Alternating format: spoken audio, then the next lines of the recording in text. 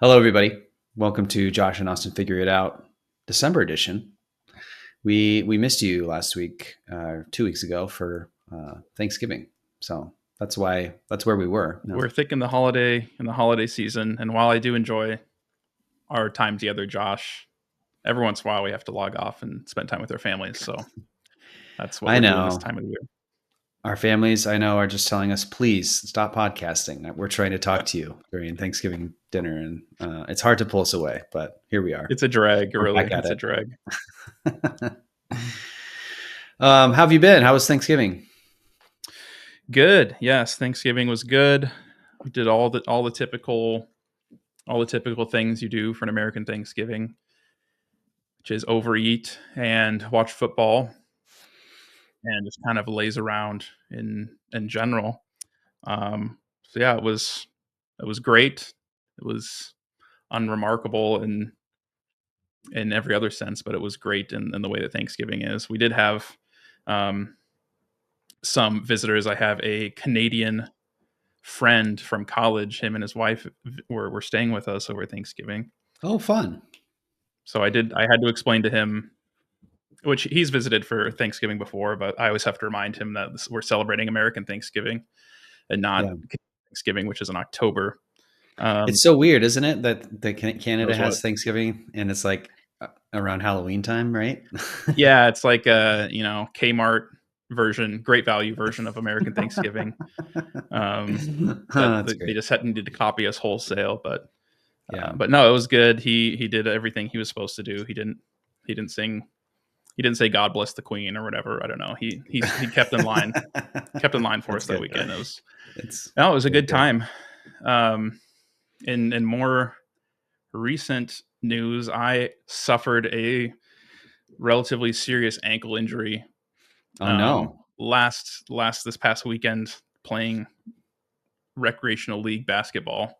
Oh no. And as I'm sure you know, Josh, any type of injury when you're past 25 is a serious ordeal. Absolutely it is. It's a It's real like, oh deal. man, So I'm down for the count. I'm laid up. I've got, for those on YouTube, I've got my crutches over here next to me. So Wow. I've been in the recliner quite a bit this week. It's been pretty frustrating, getting tired of just sitting around and making a butt imprint on my recliner. I'd like Yeah. to get up and move, but yeah, that's what's been happening with me. I'm sorry to hear that about the injury. Tell me more about this. Were you jumping up for a rebound? You twisted it, or did somebody jump on it and fall on it? How Yeah, did this yeah. happen? So what I told my nieces and nephews is I was going up for a two-handed dunk and fell. um, Right. and fell. No, the truth is, yeah, I was just jumping up for a layup and landed on someone's foot, Yeah. as is so often the case. But yeah, sprained it pretty significantly. There might be a fracture. I don't know. I haven't actually gone to the doctor. Kind of putting that off, but yeah, I'm just taking it easy. It's very black and blue, and I can't really put any weight on it. Um, which yeah, is not ideal when you have a 2-year-old and a wife that is Mm-mm. pregnant. Um, Yeah. I it's quite the week at the Krim household. But Josh, I feel like we're bearing the lead here a little bit. This is a Josh episode. This is a Larson family episode. The So Larson let me family. let me yeah, let me set the table. How has your past month been? My month has been good. We had good Thanksgiving. We stayed at home because we were expecting a baby, and so we didn't travel anywhere. And so it was a fun stretch. It was a long stretch though. Like we were commenting, my wife and I, that Thanksgiving at home instead of going somewhere is nice because you're at home. You don't have to like you have all your amenities and you don't have to like try to make yourself at home Mhm. somewhere else and entertain your kids. But it does kind of drag out the weekend with all your kids at home. When they're at this age is just it's a long period of time to spend Yep, everybody at yep, home. yep. Um, but we had our baby. So my wife gave birth to our third son, Levi, on Friday, which was 6 days ago. And I'll post a little picture of him here for the video audiences. Yeah, and everything went well. Baby was born Friday afternoon. he's healthy. My wife is doing well. We came home Sunday from the hospital, and so now we're just kind of getting used to to life with three children. So pretty Well, wild. congratulations, Josh. That's very exciting. Very exciting. Thank you. I commented this before we started recording, but you look very cogent and put together for someone that's just had their third child, has a newborn in the house. It's a bit of Yeah. a whirlwind time, but yeah, super exciting. Congratulations. Happy to hear that everyone's doing well. And man, best of luck with the transition from two to three, Thanks. from man to man coverage to zone defense, as they say. Right. You're outnumbered now, but I Yeah. trust you guys will adjust accordingly. Yeah, I'm sure I will. I will just I'll need to assign the older boys tasks like go run to the grocery store and Yeah. you go and mow the lawn. And so I Yep. think as Yep. long as I do that, we should be in good shape. Um, Yeah. but Exactly. yeah, and sleep is getting better. He's sleeping longer stretches, which is nice. And still, hopefully, gonna arrive at the state where he's able to sleep through the night at some point. Hmm. Many parents dream of that, and I would like to Yes. make that a reality as well. So, not Yeah. yet, but someday. Yeah. Hopefully Yeah. sooner rather than later. It's pretty incredible. Like the those first like 2 to 4 weeks, whatever, when you bring baby home, it is a wild time, and I It feel like is. the human psyche just kind of like pushes you through it, and then you kind of forget about it until the next time you go through it. Like you're put through the paces, definitely, but then you kind of come out the other side and you're like, oh, it was fine, right? Like it was Yeah. totally normal. Like, it was tough, but we did it. Yeah, I genuinely don't remember the first few days or weeks when Yep. I think back to my first two kids. I know that we were up at night a lot, but I think your brain does trick you a little bit and makes you think Yeah. everything has been so easy, and so that's otherwise you just Yeah. would be like, "No, I'm done. I'm not going to do that again." So there's something So there. true. There's So some true. truth to that. Yeah. Um, so that was Friday. And then today, the big news around here is that we sold our side business, Barkpass. So big, Man, making moves. um, making moves. This has been in the works for a while, at least a few months. And we're really excited about this. Obviously, we've just expanded our family, and we both work full time jobs, and so having this side project with actual paying customers is hard to balance. And so, yeah, I could talk. We can dive as much as we want into all the aspects of this here, but this Hmm. is something I've been looking forward to a while, and it's so happened to line up on the the same week that our child was due. So it's just coincidental, but two very big kind of life events happening this week.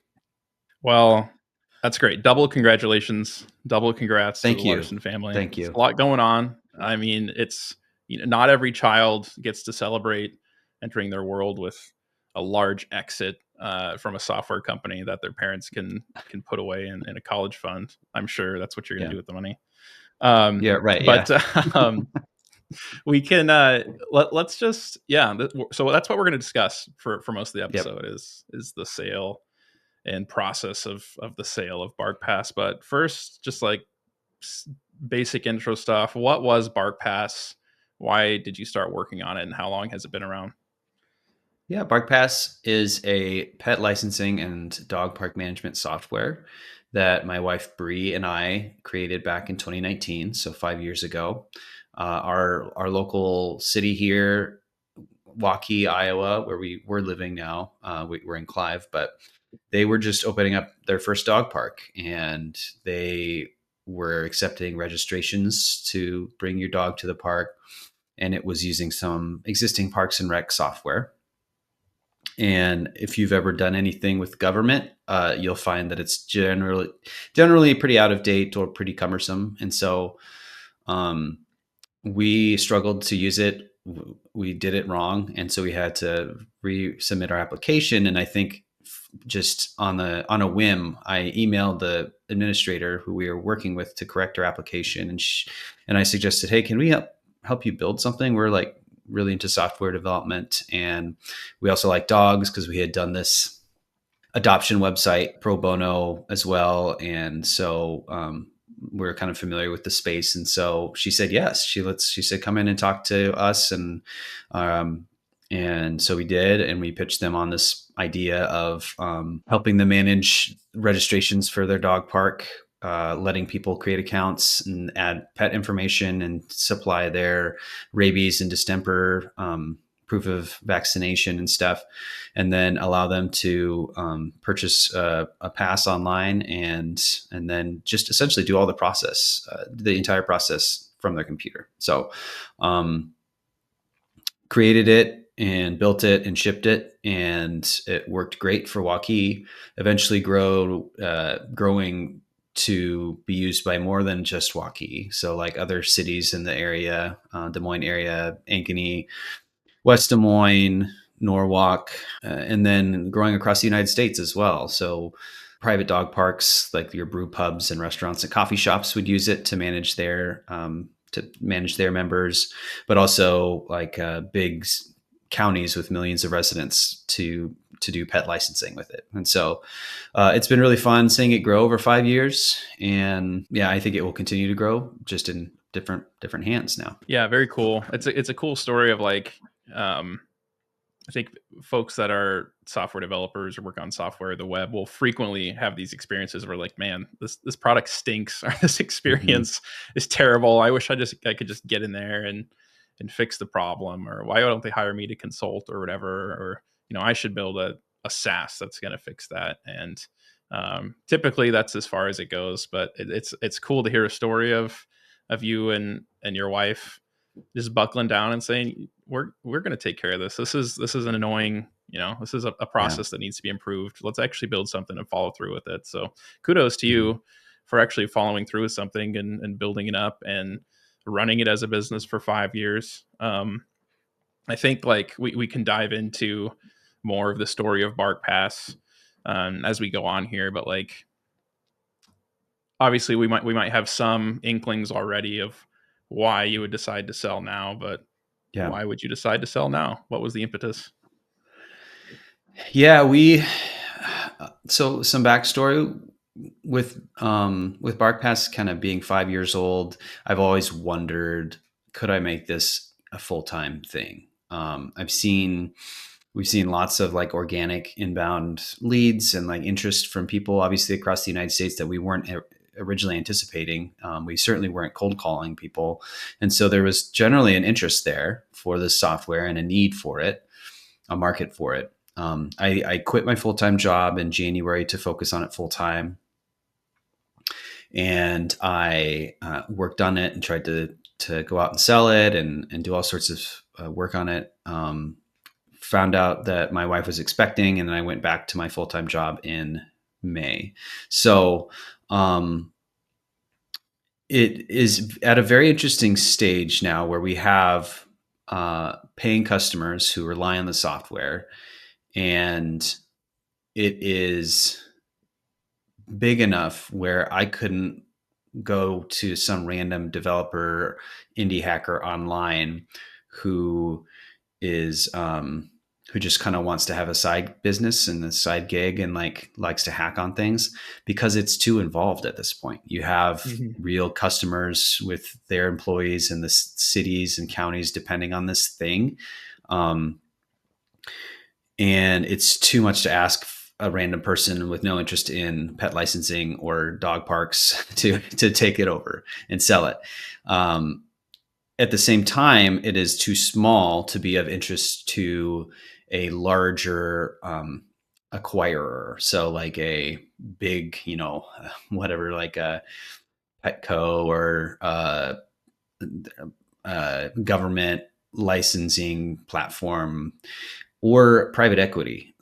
We get inquiries all the time, and they're looking to expand their portfolio of government tech. And they're like, oh, that's great. That's us. But then they're like, your annual recurring revenue would be in like the $10 million a year range. Like, well, I would not be looking to just hand it off if that were my revenue. Yeah. It was just, Yep. me and my wife.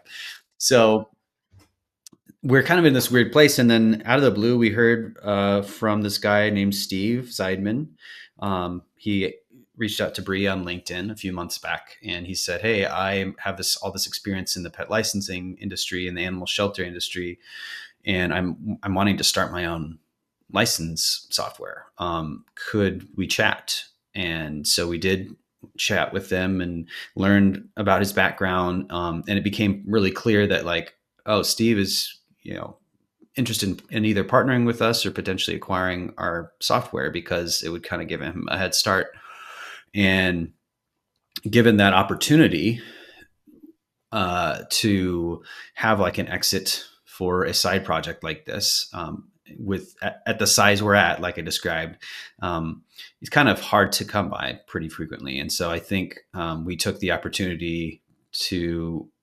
We happened to have a very interested buyer in this very niche space, and decided it was a good move for us. Yeah.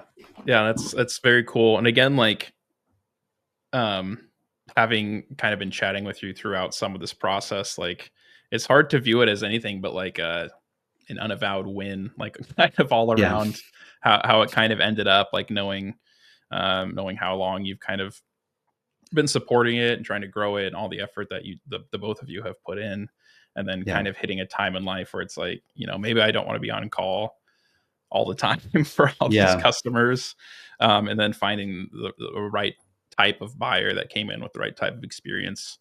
So again, congratulations, kudos. It's very Thank cool. you. Happy for you Yeah. both. Um, Yeah. so I have so many questions.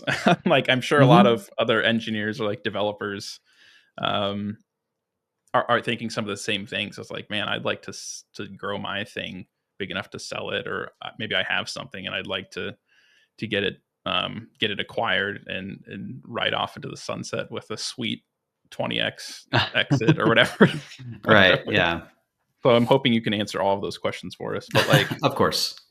so you described, like, obviously the buyer reached out to you and wanted to chat more about it. So that's obviously a great way to sell your business, is to have some cold inbound messages.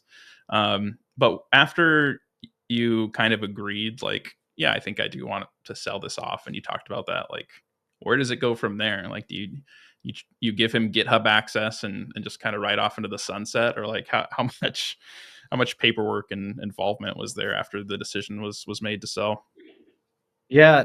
So like I've been part of a like merger and acquisition process at a big company before. And so I've had a little insight into it and how much is involved specifically around due diligence. And so if you're not familiar with that space, it's there's this due diligence that you need to do as a buyer to make sure that the purchase that you're making, so that the company or the product is actually not only like um, legit, like it's a good product, real software. They're not making up a bunch of numbers, but also that it's something that makes sense for the company at this point in time as well. So the onus is on you from like a corporate perspective to do that.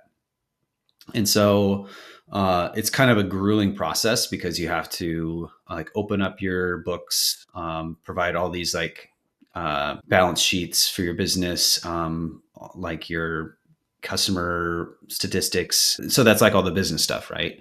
But then there's the technical due diligence. And so there is like, yeah, a point where you show them your code base, you give them the opportunity to um, either they would look at it and ask you questions, or they would hire somebody, contract with like a developer to look at it for them and let them provide you an estimate. And then have a sit down with them.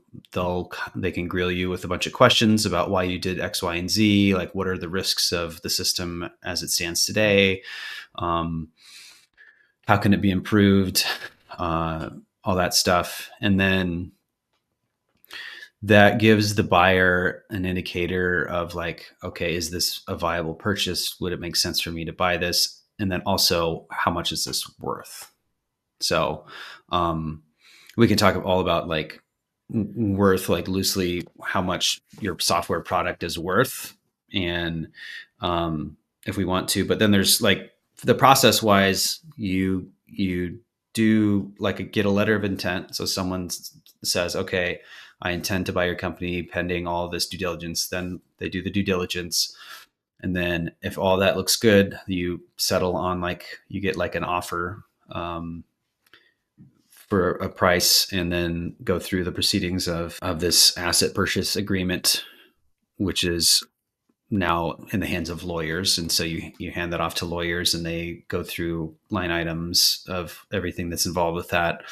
Um, and then accountants as well, because there's implications with with how you structure Yeah. um, payments for things. And I have thoughts that I can add in that area too. But all this to say, like 3 months is a very short window for an Yeah. acquisition. It's Yeah. extremely short. These things usually drag on 6+ months, depending on how big the company is. So, yeah, yeah, it was pretty quick for us. Yeah, that's awesome. So, like a few areas that I want to dip in and out of, just off of that, like talking about like the technical due diligence part of like talk about a stressful code review.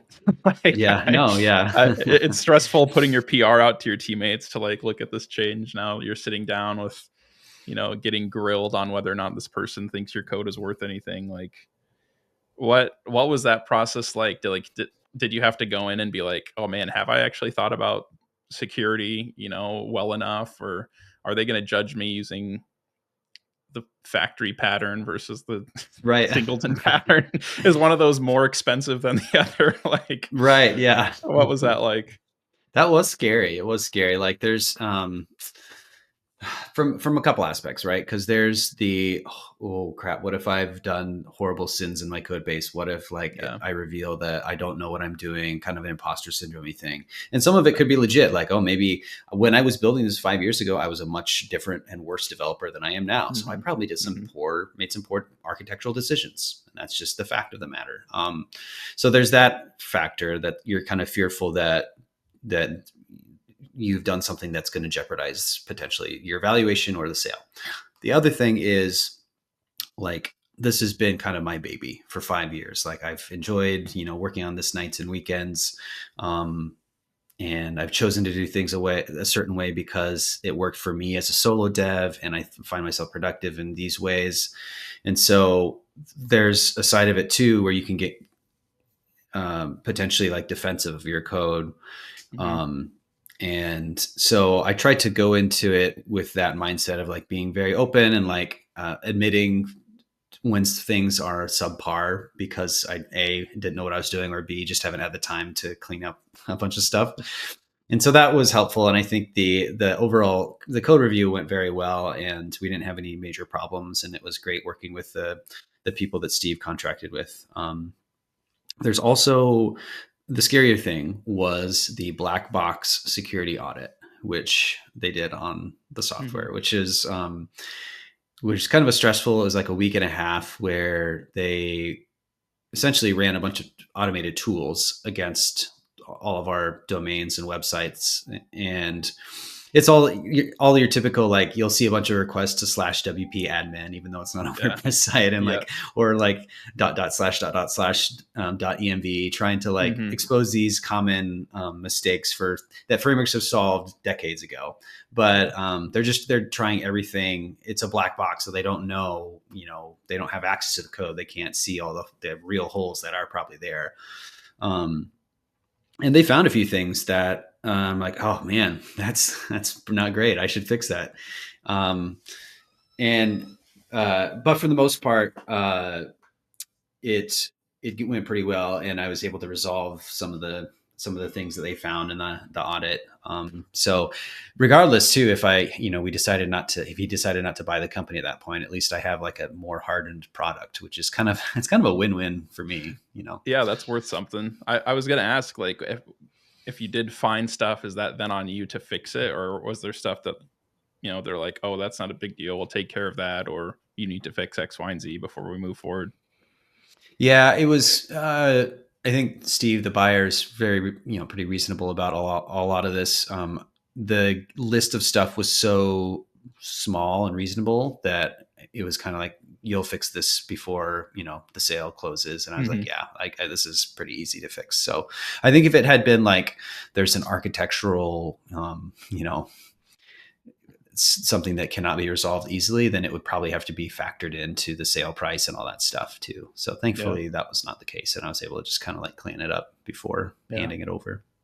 Yeah, that's great. So congratulations on passing Thank you. the That was stressful. code and security review. Very stressful. So then, Yeah. like, how how did it look from like the legal perspective? Like, did you lawyer up, he lawyered up, they met up somewhere at some fancy office and hash things Fancy out, or office. like, And yeah, they how slammed did their that hands on the table. yeah, Yeah. how did that shake out? um, Yeah, it was. We already had a lawyer. Our lawyer is actually an old web developer friend of mine. His name's Oh, Matt perfect. Newsom. He actually ran Des Moines Web Geeks with me for a number of years here in town, a user group meetup, and he quit his job as a software developer to go to law school. And so he got his legal degree and passed the bar, and now he runs a business. I think it's called Surge Law here in Des Moines, and it's like a small business lawyer. And so he's been our Cool. lawyer for a couple of years and has helped us with various contracts and stuff. And so he also happens to do sales and stuff, business sales of businesses. And so he helped us from that regard. I think the way it works is that the buyer is the one who presents you with a purchase agreement. Their lawyers will do that. And so Steve has lawyers. He's based out of Phoenix, Arizona. So their lawyers are in Arizona. And so that Mhm. kind of complicates things. I think if it's an in-state sale, you can do, like, I think it's called dual representation, where the lawyer can like do the buying and the selling all in one go. And it's a little bit Yeah. easier. But since we're across state lines, it has to be like two parties. Um, and so they present this purchase agreement. We run it by our lawyer. He suggests changes X, Y, and Z. We send it back. They look at the changes. They send it back. So that goes on for what ended up being weeks and weeks. Mhm. The last revision was sent yesterday afternoon, and we closed Yeah. today. So that's why that takes a long time, is the Yeah. back and forth of all the fine tuning. I was gonna ask, like, I assume there had to be provisions in there for like the Barkpass logo and trademark and IP and all of the code and the GitHub actions and Right. marketing materials, all of that kind of thing. It falls under that umbrella, right? Yeah, it does, and it's somewhere in there in the various terms, right? Hmm. You get access to the software and all of the things related to that, use of the name Barkpass in the software. It's Hmm. not, we didn't trademark it. We thought about trademarking it, so I think if we had trademarked it, it would probably have been even more of a hassle to transition that. Um, Hmm. but pretty much, like, the buyer was very much buying this for the product and not for the customers necessarily. That's not to say, like, he Okay. is, all the customers are still moving over, but we didn't have a giant customer base. Like, he wasn't buying us for the income stream. He was buying us to give him a head start on the eventual pet licensing software business that he wants to run. Yeah, that's an interesting distinction too, because like that's obviously going to change what he prioritizes and the things he cares about. So yeah, that's interesting. So do you think, like, maybe this is more of a future facing question, but like I'm sure you'll keep tabs on whatever the buyer is up to with your baby now that you've sold it away. But like, do you know his intentions with Barkpass? Obviously, he wants to do pet licensing stuff. Is he going to just build on top of the platform you've already handed to him? Is he going to keep going with government stuff and private dog park licensing, or does he have other plans and for the code base and the software. Well, I actually asked him, and he said he'd be willing to come and chat with us. So I think we'll have him on in a Oh, future episode. So I will defer. I think his business roadmap and plans to him and what he wants to discuss. But I yeah. know that Steve comes from a background of animal shelter, like New York City helped create their original like software to run their pet services stuff. So that's Wow. like kind of cool. And then he's built this pet licensing software that's pretty much ubiquitous across shelters across the country. And so he has lots of plans in that area. I know he's passionate about like getting these pet licensing and registration programs to benefit the community. Like sometimes it feels like the city's just trying to nickel and dime you a little Yeah. bit. Yep. Just, Yep. why do I have to pay $10 to have my dog in my house? Well, if you can do it really well and make that money work towards something like better shelters, better pet services, better parks, like that's great. And so I think that's where his passion lies. Yeah. I will kind of on that note is like you mentioned like what is he going to do to my baby, and that was like one of our big concerns Yeah. early on in the process of talking to him, because we had considered a full on sale like this, which is what we ended up doing, was selling Hmm. 100% of our business. But we also had considered another arrangement where he buys part of the company and comes in as a partner. And so that would probably look much differently, where we would keep working on the business. It would, of course, be a side project still. Um, but he takes it full time. He is able to use his connections in the industry to grow the customer base and land deals that we couldn't previously land. And I think that sounds really awesome, because it's kind of the missing link for us is like the selling.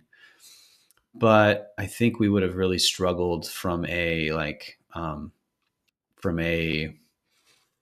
product direction and alignment perspective, because even at really good companies that are really well run, there's always like misalignment that happens and disagreement that happens around which direction you should take a product, and it requires a very very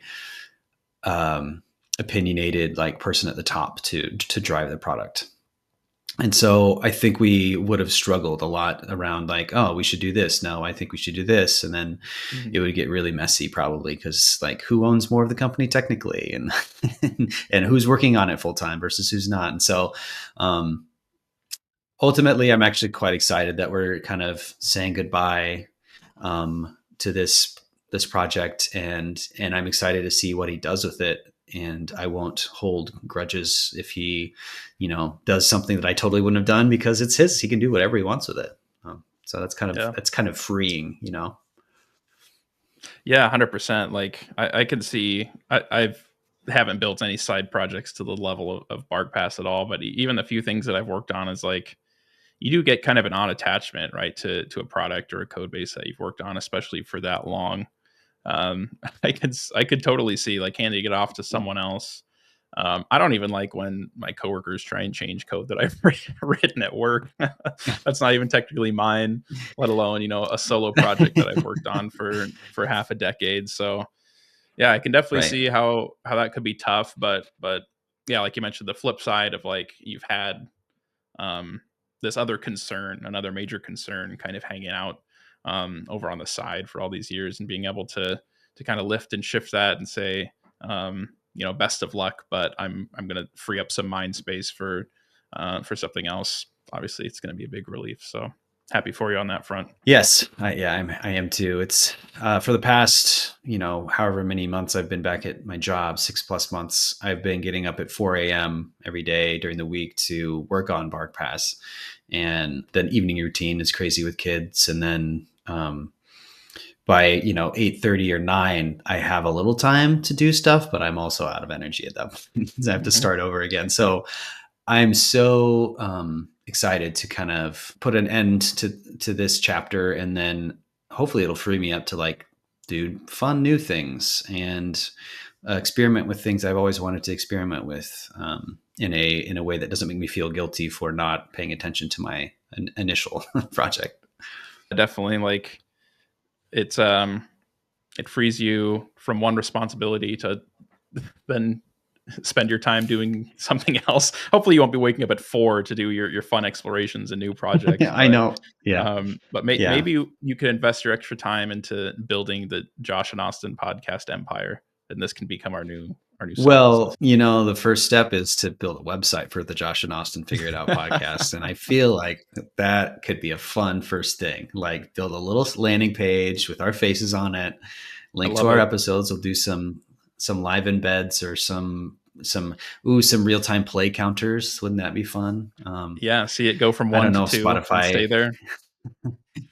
Right. Yeah. Two, two, two, two, back to one. Yeah. So we'll see. We'll see what silliness I get into, but it'll be fun. Yeah, it's gonna be fun. Um, Hmm. Obviously, the other thing we have to put on the website is a sponsor the podcast button in big bold letters. 10,000 an episode. Hey, 10,000 an episode. Is that what the going rate is for I don't, podcast episode sponsorship? I don't know. Maybe for one of a different caliber. Yeah. I wonder how many listeners you need to have. Um, yeah, we should definitely at some point. I think we'll just be skyrocketing. So Yeah. Yep. Josh, do you I feel like I was just kind of grilling you for a while, like NPR interview style. I wasn't actually intending to do that, but like, do you I love have it. do you have like any thoughts or like other general feelings you wanted to express about the whole process that I didn't pry out of you with my questions or topics that you wanted to hit on? I wish I had gone to an accountant sooner. So this is just be Mm-hmm. advice for anyone else doing this. They have our accountant is very good, and she had lots of questions that I hadn't considered. And there's tax implications to selling a business. There's like some long-term capital gains tax. So having that is kind of like a superpower. I wish I would have, had that much sooner in the process instead of waiting till when I did, which is like 2 weeks before closing. And so that's the only recommendation I would have.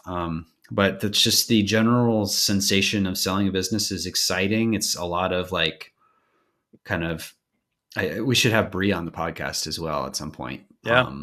because it was a big discussion. Because I know like she was kind of envisioning us continuing to work on it as this fun little side hobby for years and years to come. Mm-hmm. And she and I have spent lots of our walks over the years talking about Barkpass, lots of evenings like brainstorming things, strategizing over new customers and contracts and legal and marketing. Like she did all the work to get our marketing stuff in order for our conference this spring, the Iowa Parks and Rec conference, and ordered all our table merchandise and stuff. And so she's had a big investment in it as well. And so for us to be like, no, let's get rid of it was kind of a big discussion. But at the end of the day, I think given our now three children, we see that we have our hands full, and so it's bittersweet for sure. Like Mm-hmm. bitter that we won't have this thing that we built together anymore, but sweet that it's we are freed up to do other things now and can always do something new again someday too. Yeah. Yeah, 100%. I wouldn't count the two of you out ever. The power couple of the Larsons.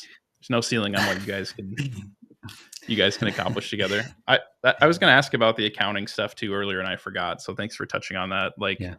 maybe just a random pragmatic question, but like, is he going to hand you like a giant novelty check, or is the money going to go in like an escrow account, or like how have you decided on any of a briefcase full of cash? What's your preferred method for getting paid for Briefcase. a business? He's going to book a flight from Arizona to New York City and just drop a briefcase out of the window Yeah. halfway. It's a wire transfer. I've never done a wire transfer before, so Mm-hmm. I'll let you know That how it sounds goes. that sounds exciting. Yes, sounds very official. Yeah. I hope someone shows up at my door and it's like, "Sir, you need to accept this Yeah. transfer, and I need to Yeah. press a button or something. Um, so yeah, that's how it works. When you brought that up, it made me think of other little tips. When you're doing a side project like this and it starts making money, I recommend getting things into their own accounts as quickly as possible, whether it's Mm-hmm. like a different bank account or a different Cloudflare account, or everything. Is it's tempting to stick everything under your personal stuff, but when it gets serious, it's time to like pony up and pay for the business plan, because then when it comes time to sell this product, it's so much easier to just transfer ownership that way, instead of having to painstakingly like move things over at the time of the sale, from away from your personal accounts and into that. So definitely have your own bank account for accounting purposes, but also like social accounts too. Not social, but SaaS service accounts. Yeah, that's good stuff. Something that I probably haven't ever Yeah. considered, because I never considered any of my projects would make real money. But you never know when you're going to have a seven-figure exit, so it's best to Well, keep things bifurcated. well, it's tough too, because like you don't want to prematurely do it, right? Like, because if Yeah, you if yeah, you're someone who has a million startup ideas and you buy a bunch of domain names, you're yeah. not. It doesn't make sense to buy the business plan of Vercel or whatever, and then you're just sending money out the door.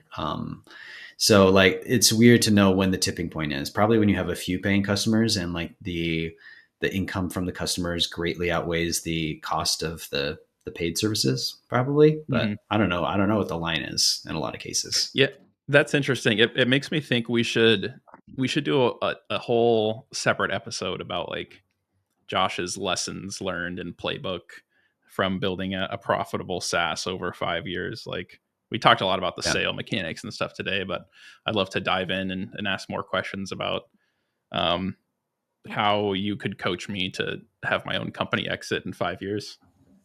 Yes. That would be fun. I don't know that I would be able to do it again in 5 years. It's pretty cool that this happened and it worked out as it did. But you see, someone spinning up some whatever chat GPT wrapper on Tuesday Hmm. and then selling it for six figures on Hmm. Friday. So I don't know if that's Yeah, real or if that's made up, but people sell stuff much more quickly. I don't know. yeah, Yeah, it would be fun to talk yeah. about that for sure. Let's do a different episode about that. Cool. Well, that was my whole spiel about selling Barkpass and Yeah, having a baby. And I would not recommend doing them both in 1 week. in one I week. would Yes. make I would recommend spreading everything out, because that was a big factor. It's like, oh man, we're going to be either about to have a baby and close on this business, or just having had a baby and close on this business. What is worse?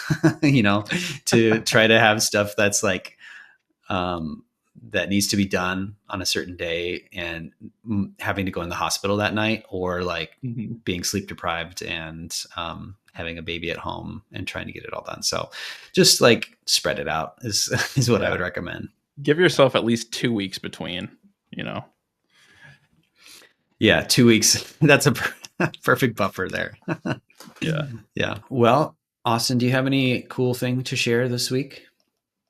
Yes. Thanks for asking, Josh. And I need to remember the name of it really quickly. It is Open Auth, I believe it's called. This is from the folks that created SST, which is like a serverless infrastructure as code platform. So they released something called Open Auth that is self-described as a universal standards-based auth provider. Um, so it's an interesting project. I would encourage you to go look at the GitHub README. It does a much better job describing what it is. But it's kind of a full like end-to-end um, self-hostable auth solution for like JavaScript. Mm-hmm. It's JavaScript written in JavaScript. Um, but it's interesting because it gives both the server parts wrapped up in like SST components, so they're really easy to deploy to like AWS or Cloudflare. And then it also gives you like a fully baked OAuth client that's type safe and works with a variety of storage mechanisms and login methods. So you can do username and password, but you can also do your login with GitHub, your login with Facebook, whatever. I don't know, your other OAuth stuff. But it's cool Yeah. because it provides both parts. It's super easy to deploy.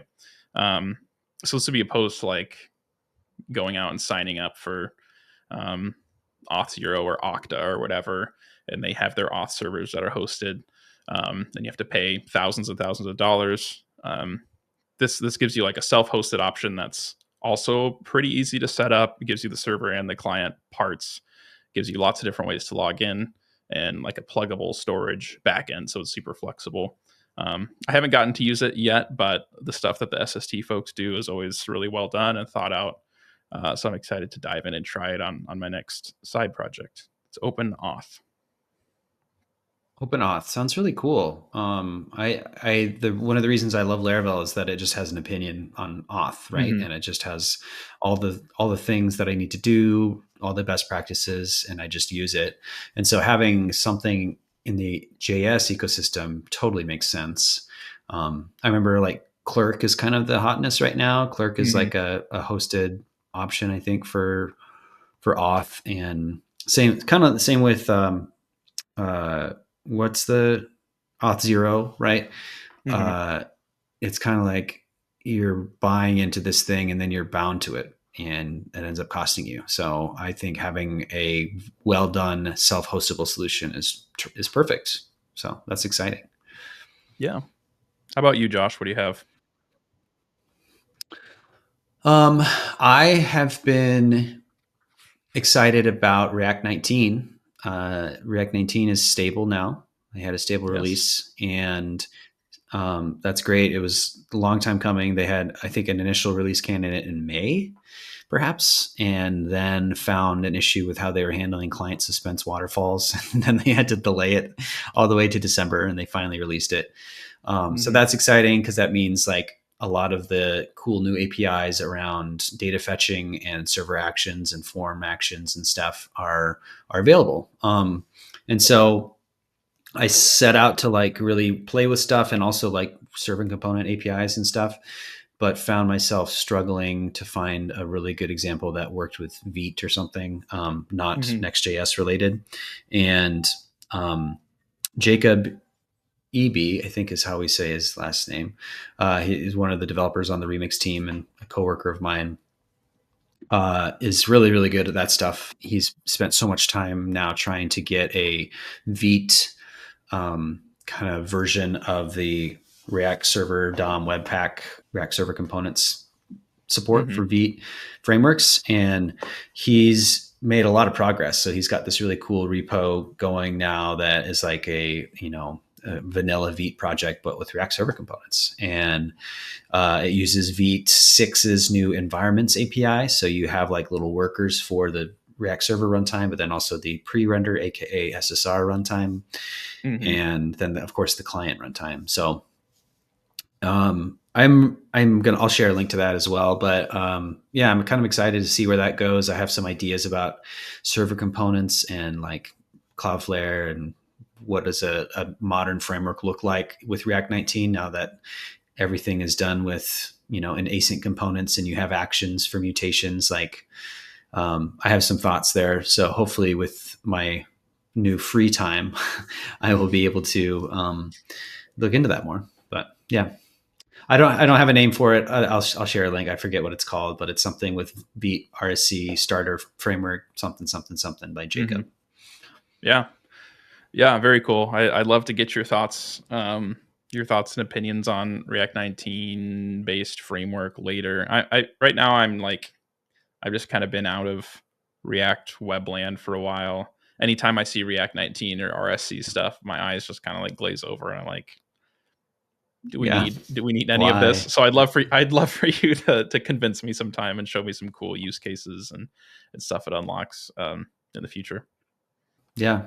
We'll make that a future episode. All right. Well, thanks for chatting today. This is fun. Yeah, always a pleasure, Josh. Best of luck getting sleep and feeding a baby and protecting the newborn from the other kids. Um, I'm sure Yes. you'll do great. Thank you, sir. I'll catch you on the next pod. Yeah, thanks, Josh. See ya.